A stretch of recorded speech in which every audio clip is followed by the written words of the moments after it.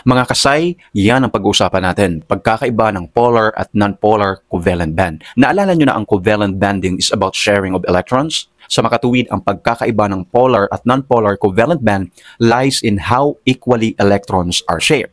Ang polar covalent band ay nangyayari when electrons are shared unequally between atoms due to a difference in electronegativity. Ibig sabihin, isang atom ay mas malakas humila kaysa sa isa, leading to a dipole moment, kung saan ang isang dulo ng molecule is slightly negative and the other is slightly positive. Ang halimbawa natin is H2O or water. Ang oxygen ay mas malakas ang electronegativity kaysa sa hydrogen, kaya mas mahihila nito ang shared electrons palapit sa kanya. Kaya kung mapapansin natin, ang oxygen atom sa H2O ay may partial negative charge at ang hydrogen naman ay may partial positive charge dahil mas less ang kanyang electronegativity.